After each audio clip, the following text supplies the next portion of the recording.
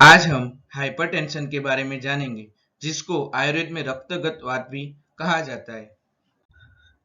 अब हम रक्तगतवात के आयुर्वेद के अनुसार निदान क्या होते हैं उसके बारे में जानेंगे, जिसमें गुरु, अभिसंधि, स्निग्ध, कटु, अम्ल और लवण का अति सेवन करना, अति भोजन करना, क्षार युक्त आहार का सेवन करना, तीक्ष्ण आहार का सेवन करना, मद्य का सेवन करना, विदाई और अम्ल आहार का सेवन करना, अति मधुर और संतर्पक आहार का सेवन करना, विहार निदान जाने तो उसमें वेग धारण करना, अति व्यायाम करना, भय, शोक, क्रोध, चिंता, अचेष्टा, दिवा स्वप्न यानी कि दिन में सोना और धूमपान जैसे निदान होते हैं, जिसकी वजह से हमें रक्तगतवात यानी कि हाइपरटेंशन होता है।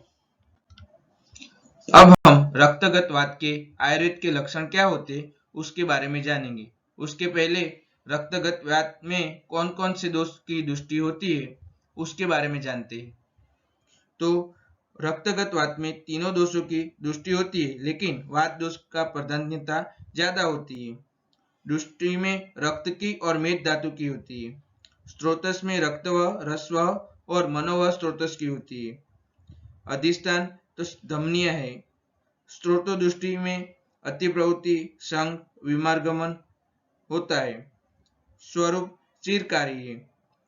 उद्भव होता है आमाशय से और साध्य सध्यता जाने तो वो कुछ साध्य है। उसके लक्षण के बारे में जाने तो तीव्र रुझा होना यानी कि पेन होना, संताप, वैवर्ण्य, वैवर्ण्य मीन्स डिस्कलरेशन होना, कृशता यानी कि वीकनेस आ जाना, अरुचि यानी कि एनोरेक्सिया, भोजन के बाद स्तब्धता यानी कि खाना खाने के बाद स्टीपनेस हो जाना, ये सब लक्षण देखने को मिलते हैं। अब हम रक्तगतवात की चिकित्सा क्या हो सकती है उसके बारे में जानते हैं। आयुर्वेद के अनुसार रक्तगतवात में निदान का परिवर्जन करना चाहिए और रोगी को लघु, सुपाच्य, स्नेह रहित, लवण रहित आहार देना चाहिए एवं कफ मेदवर्धक आहार का सेवन नहीं करना चाहिए। रोगी को अपनी जीवन शैली में समय अनुकूल परिवर्तन करना चाहिए। नियमित व्यायाम और सदुत का पालन करना चाहिए। संशोधन चिकित्सा में लेखन बस्ती का प्रयोग किया जा सकता है। शिरशूल एवं भ्रम आदि होने पर शिरोधारा करनी चाहिए। समसमन चिकित्सा यानी कि वातनाशक, कफ मेदनाशक चिकित्सा का प्रयोग करना चाहिए। अकॉर्डिंग टू आयुर्वेद हम कौन सी संशोधन चिकित्सा कर सकते हैं उसके बारे में जानेंगे। उसमें विरेचन कर्म कर सकते हैं, लेखन बस्ती कर सकते हैं और रक्त मोक्षण किया जा सकता है। अब हम कौन सी आयुर्वेद औषधि रक्तगत वात में दी जाती है उसके बारे में जानते हैं।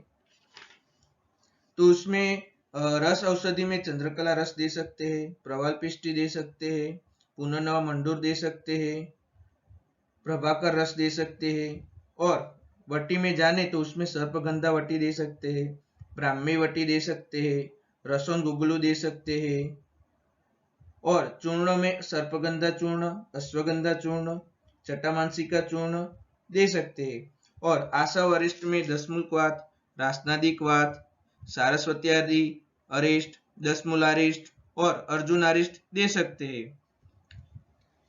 अब हम रक्तगत वात के व्याधि के रोगी को कैसा आहार विहार करना चाहिए उसके बारे में जानेंगे।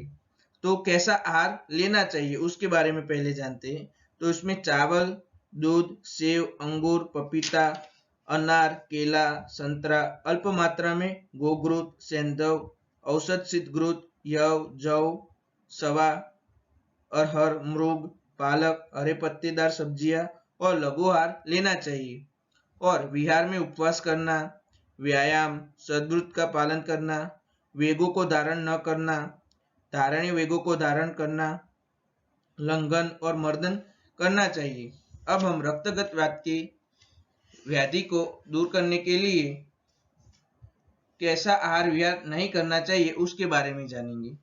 तो लवण, घी, कफ मेदवर्धक आहार नहीं लेना चाहिए। मिठाई या दूध की बनी चीजें, मलाईदार दूध, दही, अधिक मिर्च, मसालेदार भोजन नहीं खाना चाहिए। सूखे मेवे, अंडे, मांसाहार, तंबाकू सेवन नहीं करना चाहिए। स्निग्ध आहार का सेवन नहीं करना चाहिए। विहार में अति क्रोध, अति श्रम, अति मार्गगमन, अति चिंता, शोक, लगातार बैठे रहना नहीं चाहिए और अति शीत स्नान नहीं करना चाहिए, जिससे हम रक्तगत वात की चिकित्सा कर सकते हैं।